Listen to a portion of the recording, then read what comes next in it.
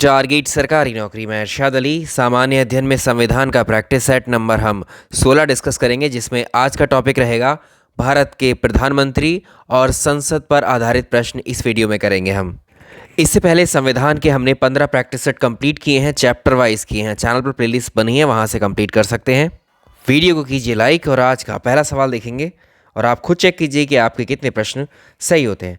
प्रधानमंत्री की नियुक्ति का प्रावधान संविधान के किस अनुच्छेद के अंतर्गत किया गया है? जो भारत के प्राइम मिनिस्टर हैं उनके अपॉइंटमेंट यानी प्राइम मिनिस्टर का अपॉइंटमेंट किस आर्टिकल के थ्रू होता है? तो ये नंबर्स आपको ज़रूर याद रखने हैं। संविधान का अनुच्छेद 75 है। संविधान का अनुच्छेद 75 का क्लॉज 1 है।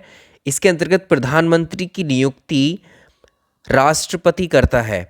भारत के प्रधानमंत्री की नियुक्ति भारत का राष्ट्रपति करेगा और जो अन्य मंत्री होंगे उनकी नियुक्ति राष्ट्रपति ही करेगा, लेकिन वो प्रधानमंत्री की सलाह पर होंगी बाकी मंत्रियों की नियुक्ति।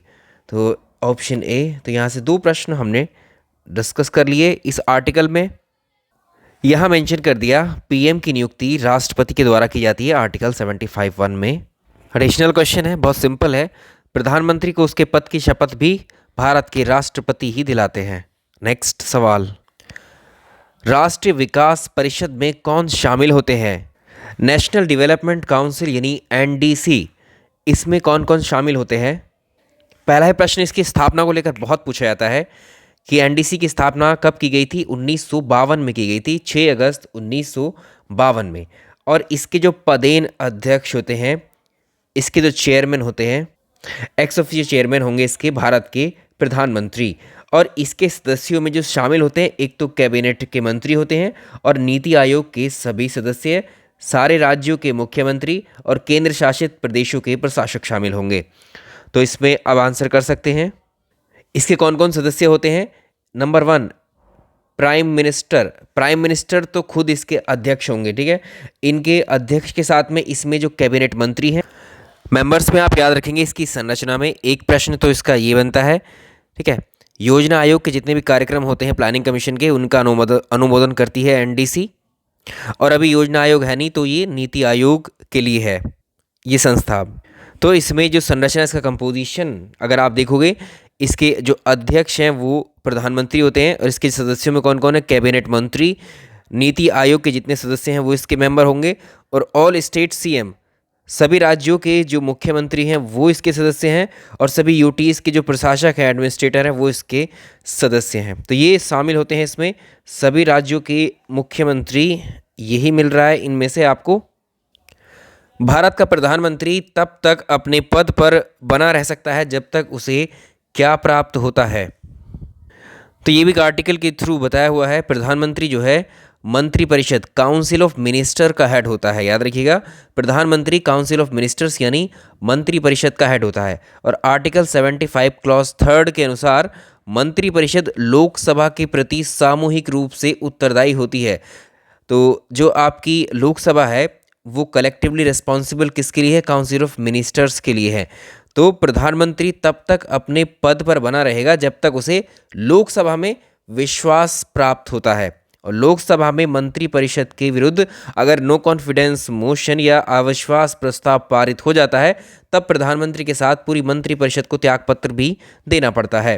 तो जब तक उसे किस चीज़ का लोकसभा में विश्वास उसको हासिल होता है, तब तक ही वो अपने पद पर बना रहता है। Option C. भारत में अवशिष्ट शक्तियां किस में निहित होती हैं? इंग्लिश में बोलते हैं इसको रेजिड्यूअरी पावर्स। जो रेजिड्यूअरी पावर्स होती है वो किसके पास होती हैं? तो ये केंद्र सरकार में होती है, केंद्र सरकार के पास होती हैं। आर्टिकल 248 में अवशिष्ट विधायी शक्तियों का वर्णन किया गया है जो केंद्र सरकार के पास रहती हैं।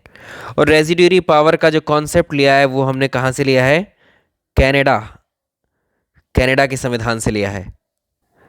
रेजिड्यूअरी पावरों का क्या मतलब है? तो अवशिष्ट विधायी शक्ति से तात्पर्य ऐसी विषयों पर कानून बनाने की शक्ति से है जिसका उल्लेख जो संविधान की 7वीं अनुसूची में कोई भी सूची दी है जिसमें state list, union list, concurrent list है, उसके अंतर्गत कोई विषय नहीं है, उस पर कानून बनाने की शक्ति केंद्र सरकार को दी गई है। यही होती है रेजिड्यूअरी पावर।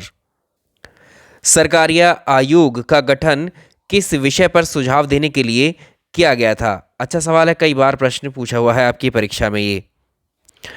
तो याद रखिएगा, साल 1983 में, वर्ष था 1983, इसमें रंजीत सिंह सरकारिया की अध्यक्षता में 3 सदस्यों का एक कमीशन बनाया गया था जिसको सरकारिया कमीशन कहते हैं। तो इसमें सरकारी आयोग साल 1983 में बना था, ये भी वर्ष पूछता है। इसके अध्यक्ष थे रंजीत सिंह सरकारिया, सदस्य थे शिवरमन और एसआर सेन। इस आयोग का गठन जो सेंटर और स्टेट रिलेशनशिप की जो वर्तमान स्थिति की समीक्षा करने के लिए किया गया था, तो केंद्र राज्य का संबंध की समीक्षा के लिए बनाया गया था इसको। ये प्रश्न बहुत पूछा जाता है आपसे।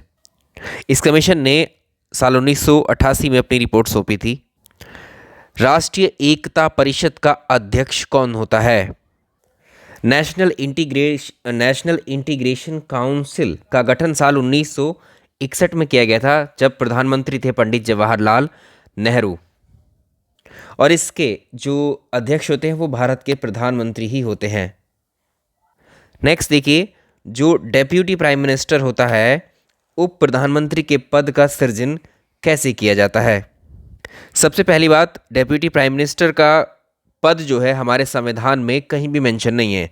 इस पद का, डेप्यूटी पीएम का या उप प्रधानमंत्री का कोई भी पद का प्रावधान हमारे संविधान में नहीं है, आर्टिकल्स में मेंशन नहीं है। लेकिन समय समय पर क्या होता है, जो भी रूलिंग पार्टीज़ होती हैं, अगर सत्ता को लगता है कि उसको उप प्रधानमंत्री के पद का सृजन करना चाहिए तो कर लिया जाता है, और ऐसा हुआ भी हमारे देश में। इस पद का सृजन भी किया गया है पंडित जवाहरलाल नेहरू के, जब वो प्रधानमंत्री थे उस वक्त सरदार वल्लभ भाई पटेल को उप प्रधानमंत्री नियुक्त किया गया था। आंसर करेंगे, अब इसका आंसर क्या हो जाएगा? तो संविधान के अंतर्गत नहीं है इस पद का सृजन, संविधान के प्रावधानों से हटकर एक प्रस्ताव के थ्रू ही इसको बनाया गया है। भारतीय संविधान में संसदीय शासन व्यवस्था, जो पार्लियामेंट्री फॉर्म ऑफ गवर्नमेंट है, ये कॉन्सेप्ट हमने किस देश के संविधान से लिया है? तो ये हमने ब्रिटेन में है, क्या है, संसदीय व्यवस्था है, तो हमने भी वहाँ से ही इसको अडॉप्ट किया है। कुछ अदर फैक्ट्स भी इसमें ऐड कर लीजिए। भारतीय संविधान में संसदीय शासन व्यवस्था को ब्रिटेन के संविधान से लिया है, और संसदीय शासन का जो ओरिजिन अगर आप मानते हैं तो वो ब्रिटेन में ही माना जाता है। पार्लियामेंट्री फॉर्म ऑफ गवर्नमेंट का जो उद्भव है, ये कॉन्सेप्ट कहाँ से है? ब्रिटेन से। तो ब्रिटेन की जो संसद है उसको मदर ऑफ ऑल पार्लियामेंट्स कहा जाता है, संसद की माँ या संसद की जननी कहा जाता है। किसको? ब्रिटेन की संसद को। लोकसभा के निर्वाचित सदस्यों की अधिकतम संख्या कितनी होती है? तो इस क्वेश्चन को ध्यान से करेंगे, नंबर्स का है ये सवाल। आर्टिकल 81 के अनुसार लोकसभा में जो मैक्सिमम सीट्स होती हैं, जो अधिकतम संख्या होती है, वो 552 होती है। 552 तो मैक्सिमम हो गई। अब ये जो है कुल होती है मैक्सिमम, मतलब अब इसमें भी दो तरह की डिवीज़न है। तो लोकसभा में एक तो होंगे निर्वाचित सदस्य, और दूसरे होते हैं निर्वाचित के अलावा जिन्हें डायरेक्टली मनोनीत किया जाता है। ये कंपोजिशन आप याद रखेंगे। मैक्सिमम सीट हो सकती है कितनी? 552, जिसमें से इलेक्टेड होंगे 550, 2 होंगे एंग्लो इंडियन मनोनीत, और 550 में से 530 राज्यों की होंगी और 20 यूटी की होंगी। और जो वर्तमान में है इस स्ट्रक्चर में से, वो कितना है? 545 सीटें हैं लोकसभा की वर्तमान में, जिसमें 530 सीटें स्टेट को हैं, स्टेट से आती हैं इलेक्टेड होकर के, और 13 यूनियन टेरिटरी से, 2 एंग्लो इंडियन, ये इलेक्टेड नहीं होती हैं। अभी इसका आंसर कैसे कर पाएंगे? लोकसभा में निर्वाचित सदस्यों की अधिकतम संख्या अब कितनी है? तो प्रश्न यहाँ पर पूछा हुआ है आपसे, ठीक है, 550 है। अगर वर्तमान शब्द यहाँ जोड़ देता तब यहाँ पर आ जाते हम लोग। राज्यसभा का गठन किस वर्ष किया गया था? राज्यसभा का गठन सबसे पहली बार 1952 में किया गया था। लोकसभा का जो अध्यक्ष होता है उसके वेतन और भत्ते कौन निर्धारित करता है? लोकसभा के स्पीकर के लिए आर्टिकल है आर्टिकल 97। इसके अनुसार राज्यसभा के सभापति और उपसभापति, लोकसभा के अध्यक्ष और उपाध्यक्ष, इनके वेतन और भत्ते संसद विधि के द्वारा, तो इसके जो है संसद विधि के द्वारा ही निर्धारित किए जाएंगे टाइम टू टाइम। पार्लियामेंट को अधिकार होता है किस किस के? एक तो होंगे स्पीकर ऑफ लोकसभा, ठीक है, डेप्यूटी स्पीकर ऑफ लोकसभा, और इधर दूसरे सभापति राज्यसभा के और उपसभापति, इन सबको डिसाइड कौन करेगा? संसद। भारत के नियंत्रक महालेखा परीक्षक की नियुक्ति कौन करता है? CAG, controller and auditor general of India, Bharat के, इसका आर्टिकल होता है 148। तो याद रखिएगा संविधान के भाग 5 में है ये, आर्टिकल 148 से लेकर 151 तक भारत के नियंत्रक एवं महालेखा परीक्षक, controller and auditor general of India के लिए प्रावधान किए गए हैं। अब ये पहला ही आर्टिकल है इसका, अनुच्छेद 148 के अनुसार भारत का एक नियंत्रक महालेखा परीक्षक होगा जिसकी नियुक्ति भारत के राष्ट्रपति के द्वारा की जाएगी। सवाल यही पूछा है आपसे, ऑप्शन ए। भारत के नियंत्रक महालेखा परीक्षक की जो रिपोर्ट है, रिपोर्ट की समीक्षा करने वाली संसदीय समिति कौन सी होती है? जो महालेखा परीक्षक होता है वो भारत सरकार के खातों की जांच करता है कि जो सरकार ने पैसा खर्च किया है किसी भी प्रोजेक्ट पर, कहीं पर भी, वो सही खर्च किया है नहीं किया है। उसके बाद में जो इसकी रिपोर्ट होती है उसकी समीक्षा करने के लिए एक संसदीय समिति होती है, वो कौन सी है? तो भारत के नियंत्रक एवं महालेखा परीक्षक के द्वारा लेखा परीक्षक संबंधी जितनी भी प्रतिवेदन होंगी उनकी जांच होती है पब्लिक अकाउंट्स कमेटी के द्वारा। लोक लेखा समिति इसको बोलते हैं PAC, पब्लिक अकाउंट कमेटी का कार्य होता है ये संसद की सबसे पुरानी कमेटी होती है। इसमें कुल जो है, याद रखेंगे ये सवाल पूछा हुआ है, 22 इसमें मेंबर्स होते हैं।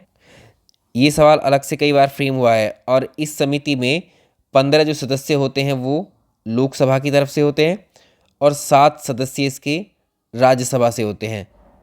तो ये टोटल लोक लेखा समिति यानी पब्लिक अकाउंट्स कमेटी में 22 सदस्य होंगे, 15 लोकसभा से, 7 राज्यसभा से, और यही जांच करती है किसकी? नियंत्रक महालेखा परीक्षक की रिपोर्ट की समीक्षा करती है ये। किस सदन का अध्यक्ष उस सदन का सदस्य नहीं होता है? जो राज्यसभा होती है, राज्यसभा का जो अध्यक्ष होता है उसे हम सभापति बोलते हैं। तो राज्यसभा का सदस्य जो है, तो राज्यसभा का अध्यक्ष यानी राज्यसभा का सभापति राज्यसभा का सदस्य नहीं होता है। आर्टिकल 64 में कहा गया है कि उपराष्ट्रपति राज्यसभा का पदेन सभापति यानी एक्स ऑफिशियो चेयरमैन होगा। तो इसका आंसर बी कर सकते हैं आप। मंत्रिपरिषद में शामिल कौन कौन नहीं शामिल होते हैं? तो मंत्रिपरिषद या काउंसिल ऑफ मिनिस्टर्स जो होती है, काउंसिल ऑफ मिनिस्टर्स में जो है कौन कौन होंगे? एक तो प्रधानमंत्री होंगे, PM शामिल होते हैं। दूसरे होते हैं कैबिनेट मंत्री, सेकंड नंबर पे होते हैं कैबिनेट मिनिस्टर या कैबिनेट मंत्री। तीसरे पर होते हैं स्टेट मिनिस्टर या राज्य मंत्री। कौन कौन होते हैं? प्रधानमंत्री होते हैं, कैबिनेट मिनिस्टर्स होते हैं, स्टेट मिनिस्टर्स होते हैं, और state ministers with independent charge होते हैं डेप्यूटी मिनिस्टर्स, यानी प्रधानमंत्री, कैबिनेट मंत्री, राज्य मंत्री स्वतंत्र प्रभार और उपमंत्री, ये होते हैं।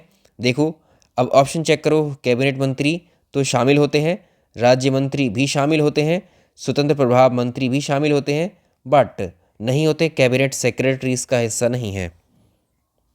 एक सवाल और आता है, मंत्रिपरिषद के मंत्रियों की जो कुल संख्या है प्रधानमंत्री सहित लोकसभा के कुल सदस्यों का 15% से अधिक नहीं होना चाहिए।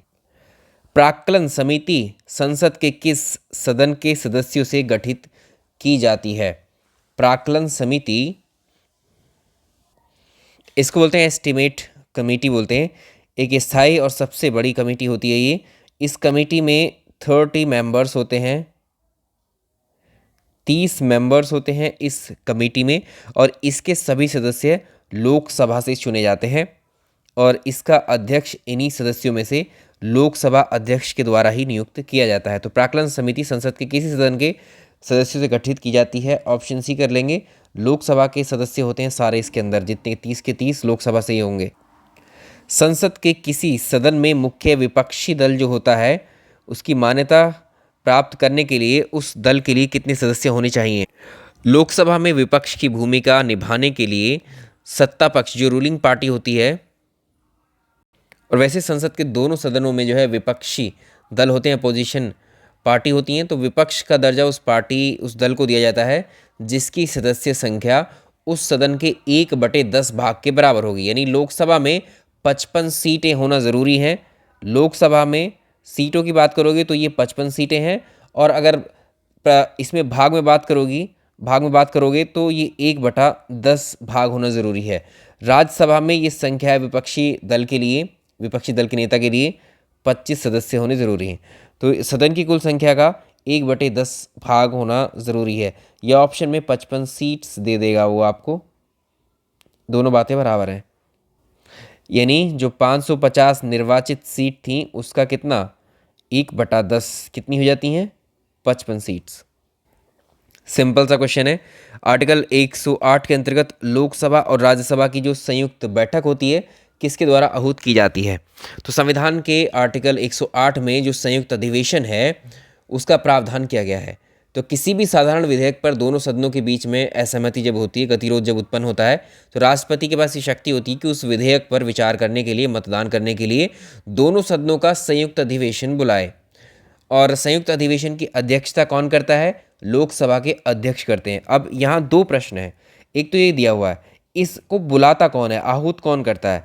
जो जॉइंट मीटिंग होगी, संयुक्त बैठक होगी लोकसभा प्लस राज्यसभा की, इसको बुलाएंगे कौन, भारत के राष्ट्रपति बुलाएंगे। जब उनको लगेगा किसी भी एक ऑर्डिनरी बिल पे दोनों सदनों में असहमति नहीं बन रही है, उस पर फिर से विचार करने के लिए, तब इसको बुलाएंगे, आहूत करेंगे कौन, भारत के राष्ट्रपति। आंसर हो जाएगा यहाँ। और जब ये मीटिंग चल रही होगी, बैठक, उसकी अध्यक्षता कौन करेगा, लोकसभा का स्पीकर। याद रखिएगा, ये दूसरा क्वेश्चन है और दोनों पूछे जाते हैं बहुत। संसद की जो लोक लेखा समिति होती है, इसका अध्यक्ष किसको नियुक्त किया जाता है। संसद की लोक लेखा समिति का अध्यक्ष किसको नियुक्त किया जाता है। तो इसमें देखो, जो संसद की लोक लेखा समिति है, पब्लिक अकाउंट्स कमेटी, जो पब्लिक अकाउंट कमेटी है, इसके अध्यक्ष जो भी होगा उसको नियुक्त किया जाएगा लोकसभा के स्पीकर के द्वारा। एडिशनल क्वेश्चन इसमें ये पूछा जाता है कि लोक लेखा समिति को जो है प्राक्कलन समिति यानी पब्लिक अकाउंट कमेटी को एस्टिमेट कमेटी की जुड़वा बहन भी कहा जाता है, क्योंकि इन समितियों के जो फंक्शन है, कार्य हैं, वो एक दूसरे के कॉम्प्लीमेंट्री हैं। राज्यसभा का उपसभापति किससे चुना जाता है। राज्यसभा का उपसभापति किसको चुना जाता है। तो देखिए, आर्टिकल 89 है ये, आर्टिकल 89 का क्लॉज सेकेंड। तो राज्यसभा अपने में से किसी सदस्य को, आर्टिकल 89 के क्लॉज 2 के अनुसार राज्यसभा जो है अपने में से किसी सदस्य को उपसभापति यानी डेप्यूटी चेयरमैन चुन सकेगी, और जब उपसभापति का पद खाली होगा तो उस राज्यसभा का किसी भी सदस्य को उपसभापति चुना जा सकता है। ऑप्शन बी, किसी भी सदस्य को जो उस समय राज्यसभा का सदस्य हो, इसको चुना जा सकता है। यदि संसद की किसी विशिष्ट उद्देश्य के लिए कोई समिति नियुक्त करे तो उसे क्या कहा जाएगा। संसद के द्वारा किसी स्पेशल एम के लिए, टारगेट के लिए जो समिति गठित की जाती है वो होती है एडहॉक कमेटी, या इसको हिंदी में बोलते हैं तदर्थ समिति, या एडहॉक, इसको बोलेंगे एडहॉक कमेटी, एडहॉक कमेटी, या इसी को बोलते हैं अस्थायी कमेटी, अस्थायी समिति। आंसर होगा बी ऑप्शन। लोकसभा की कार्यवाही आयोजित करने के लिए अपेक्षित गणपूर्ति, जिसे हम कोरम कहते हैं, कितना होना चाहिए। आर्टिकल नंबर भी याद रखने बहुत ज़रूरी हैं। यह है आर्टिकल 100 का क्लॉज 3 में संसद के प्रत्येक सदन की कार्यवाही जो होगी, प्रोसीडिंग जो होगी, उसको आयोजित करने के लिए एक मिनिमम नंबर ऑफ मेंबर्स की ज़रूरत पड़ती है, जिसे हम कोरम कहते हैं। तो संसद के प्रत्येक सदन की कार्यवाही प्रोसीडिंग्स के लिए आयोजित करने के लिए एक गणपूर्ति यानी एक कोरम होता है। उस सदन की कुल संख्या का 1/10वां भाग बोलते हैं इसको हम। उस सदन की 1/10वां भाग बोलते हैं। लोकसभा में ये संख्या हो जाती है कितनी, 55 सीट्स के बराबर या 55 सदस्यों के बराबर। राज्यसभा में ये संख्या कितनी होती है, 25। भारत के संसदीय शासन व्यवस्था में 2 अस्थायी सदनों के नाम बताइए आपको। अच्छा सवाल है बिल्कुल। तो इसमें संसदीय शासन व्यवस्था में 2 अस्थायी टेम्पररी हाउस होते हैं। इनके कौन कौन से नाम हैं, देखो, अगर केंद्र स्तर पर देखोगे, केंद्र स्तर पर क्या क्या होते हैं, केंद्र स्तर पर आप जानते हैं एक होती है लोकसभा, एक सदन होता है लोकसभा, दूसरा सदन होता है राज्यसभा। सेंटर हो गया ये। अब राज्य स्तर पर देखो क्या क्या होता है। राज्य स्तर पर होता है लेजिस्लेटिव असेंबली और लेजिस्लेटिव काउंसिल। ये लोकसभा है, ये राज्यसभा है, लेजिस्लेटिव असेंबली, लेजिस्लेटिव काउंसिल है। इसको बोलते हैं हम विधानसभा, इसको बोलते हैं विधानसभा, इसको बोलते हैं विधान परिषद।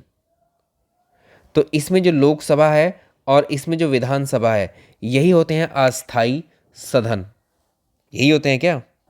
ऑप्शंस बहुत एक जैसे हैं, राज्यसभा और राज्यों की विधानसभाएं बहुत एक जैसे हैं। तो यहाँ लोकसभा है और राज्यों की जो विधानसभाएं होती हैं, लोकसभा और राज्यों की विधानसभाएं ही होती हैं क्या, अस्थाई सदन। एक वर्ष में संसद की कम से कम कितनी बैठकें होना आवश्यक होती हैं। आर्टिकल याद रखिए इसके लिए भी, आर्टिकल 85 के अनुसार राष्ट्रपति संसद के दोनों सदनों को अधिवेशन के लिए आहूत करेगा यानी बुलाएगा, किंतु उसके एक सत्र की जो अंतिम बैठक हुई है लास्ट मीटिंग और अगले सत्र की जो प्रथम मीटिंग होने वाली फर्स्ट मीटिंग, उसमें 6 महीने का अंतराल होना चाहिए। मिनिमम 6 महीने के अंतराल से कम नहीं होने चाहिए। यानी एक वर्ष में कम से कम 2 सत्रों का आयोजन किया जाना आवश्यक है। एक वर्ष में 2 सेशन, 2 सत्र, और साथ ही संसद की जो परंपरा है अभी वो क्या है, एक वर्ष में 3 सत्र। ठीक है, अभी जो परंपरा है वो 3 सत्र बुलाए जाते हैं, जिन्हें आप किस किस नाम से जानते हैं। एक तो होता है बजट सत्र, बजट सत्र होता है। दूसरा क्या होता है, मानसून सत्र होता है, 3 सेशन चलते हैं एक साल में। और एक होता है शीतकालीन सत्र। ठीक है, तो अब कितना होगा इसका आंसर। तो इसमें कम से कम बोला है, कम से कम कितनी बैठकें होना आवश्यक है, तो ये 2 होना आवश्यक है। और होती कितनी है परंपरा के अकॉर्डिंग एक वर्ष में, अभी जो कन्वेंशन बनी हुई है तो यहाँ कन्वेंशन लिख देंगे। होते कितने सत्र हैं, 3 सत्र। भारत में किसकी स्वीकृति के बिना कोई भी सरकारी खर्चा नहीं किया जा सकता है। भारत में संसद की अनुमति के बिना कोई भी सरकारी खर्च नहीं किया जा सकता। Option A. कौन सा एक व्यय भारत की संचित निधि पर भारित नहीं होगा। अच्छा प्रश्न है। आर्टिकल है ये 112, आर्टिकल 112 के क्लॉज 3 के अनुसार भारत की जो संचित निधि है इस पर जो भारित व्यय होता है, चार्ज एक्सपेंडिचर जो होता है, किन किन का होता है। एक तो राष्ट्रपति का होता है, राज्यसभा के सभापति का, उपसभापति का, लोकसभा के अध्यक्ष का, लोकसभा के उपाध्यक्ष का, सुप्रीम कोर्ट के न्यायाधीशों का, और भारत के नियंत्रक महालेखा परीक्षक के वेतन और भत्ते इसी में आते हैं। जबकि जो प्रधानमंत्री है, प्रधानमंत्री के वेतन, सैलरी, उसकी अलाउंसेस वो संसद विधि के द्वारा डिसाइड किए जाते हैं। ऑप्शन सी इसमें से एलिमिनेट कर लोगे आराम से। अब संसद जो है अंतर्राष्ट्रीय संधियों को भारत के किसी भी भाग या संपूर्ण भाग में लागू करने के लिए कोई कानून बना सकता है। आर्टिकल याद रखिएगा। देखिए जो कॉमन क्वेश्चंस होते हैं जो अक्सर पूछे जाते हैं उनको हमने ज़्यादा डिस्कस नहीं किया है यहाँ पर, वो सब आप खुद से भी कर लेंगे। तो आर्टिकल 253 के अंतर्गत संसद को किसी अन्य देश के साथ संधि या करार यानी ट्रीटी और एग्रीमेंट जब होता है तो किसी भी अंतर्राष्ट्रीय सम्मेलन, संगठन या निकाय में किया गया कोई भी संधि को जो है इम्प्लीमेंट अगर भारत के किसी भी क्षेत्र में करना है, किसी भी भाग में करना है, तो बिना किसी राज्य की सहमति के वो कर सकता है। इसका आंसर आप छांट पाएंगे बिना किसी राज्य की सहमति के, ऑप्शन डी। संसदीय व्यवस्था में जो शून्यकाल है, 0 आवर है, ये किस देश की देन है। तो संसद के दोनों सदनों में प्रश्नकाल के ठीक बाद में 12 बजे, प्रश्नकाल के बाद में ठीक 12 बजे से शुरू होता है शून्यकाल, 0 आवर के नाम से जाना जाता है। तो इसमें कोई भी सदस्य बिना किसी पहले सूचना के लोक महत्व का कोई भी प्रश्न यहाँ से उठा सकता है। तो शून्यकाल को साल 1962 में भारत की संसद प्रक्रिया में शामिल किया गया था। तो ये किसकी देन है, ये भारत की देन है। लोकसभा का पहला आम चुनाव कब हुआ था। लोकसभा का पहला आम चुनाव कब हुआ था, ये प्रश्न भी बहुत बनता है। तो फर्स्ट जनरल इलेक्शंस कब किए गए थे, ये चले थे साल 1952 में। ऑप्शन बी है 1952 में हुए थे, और इसमें जो है आंसर हो जाएगा आपका बी ऑप्शन। आज का आखिरी सवाल डिस्कस करेंगे, प्रोटेम स्पीकर सामान्यतः किसको नियुक्त किया जाता है। जैसे ही इलेक्शन होते हैं, मान लीजिए लोकसभा के इलेक्शन हुए, तो नवनिर्वाचित जो लोकसभा होगी, नई नई जो लोकसभा होगी, अभी तो किसी ने कोई शपथ नहीं ली है, सिर्फ एमपीज जीत करके जाएंगे दिल्ली, और दिल्ली में वहाँ लोकसभा में जो वरिष्ठतम सदस्यों में से किसी एक व्यक्ति को, यानी लोकसभा के जो जितने भी मेंबर्स जीत करके जाएंगे इलेक्टेड वाले, ये सब जाने के बाद में ये नॉर्मल मेंबर्स भी नहीं होंगे, क्योंकि उस वक्त तक शपथ भी नहीं होगी इनके पास में। तो इन्हीं में से सबसे जो वरिष्ठ होगा, इन्हीं में से जो वरिष्ठतम व्यक्ति होगा, इस वरिष्ठतम व्यक्ति को भारत के जो राष्ट्रपति हैं, प्रेसिडेंट ऑफ इंडिया है, एक तरीके से क्या करेंगे, ये प्रोटेम स्पीकर नियुक्त कर देंगे। और जैसे ही प्रोटेम स्पीकर नियुक्त हो जाएगा, तो ये प्रोटेम स्पीकर क्या करेगा, जो बाकी सदस्य हैं उनको उनके पद की, यानी लोकसभा के सदस्यों को उनकी शपथ दिला देगा उनके पद की। तो लोकसभा के सदस्यों में से ही किसी एक को अब लोकसभा का अध्यक्ष चुन लिया जाता है। उसके बाद में इस प्रोटेम स्पीकर का काम खत्म हो जाता है, एक ऑर्डिनरी मेंबर की तरह होता है। तो इसका काम क्या होता है प्रोटेम स्पीकर का, ये है लोकसभा के अध्यक्ष का चुनाव कराता है ये। तो इसका आंसर करेंगे, नवनिर्वाचित लोकसभा के वरिष्ठतम सदस्यों में से ही एक होता है प्रोटेम स्पीकर। तो ये रहा हमारा आज का सेशन। अब हमारे पास जो डिस्कशन के लिए टॉपिक बचता है पॉलिटी में, वो बचता है, एक तो है स्टेट और इलेक्शन कमीशन। इलेक्शन कमीशन, ये दो टॉपिक और होंगे, 2 से 3 मॉक टेस्ट, इसके प्रैक्टिस सेट और लेंगे हम, और इसके बाद ये कंप्लीट हो जाएगा आपका जो एसएसटी के लिए आप लोग बोल रहे थे, एसएसटी भी स्टार्ट करेंगे जल्दी से, मिक्स्ड अप क्वेश्चंस उनके, ठीक है। तो पहले अभी पॉलिटी कंप्लीट करते हैं, एसएसटी में सेपरेटली हम हिस्ट्री भी चलाएंगे और ज्योग्राफी के क्वेश्चंस भी करवाएंगे। चलिए, इस वीडियो में इतना ही। वीडियो पसंद आया तो लाइक एंड शेयर ज़रूर कीजिएगा। Thank you so much.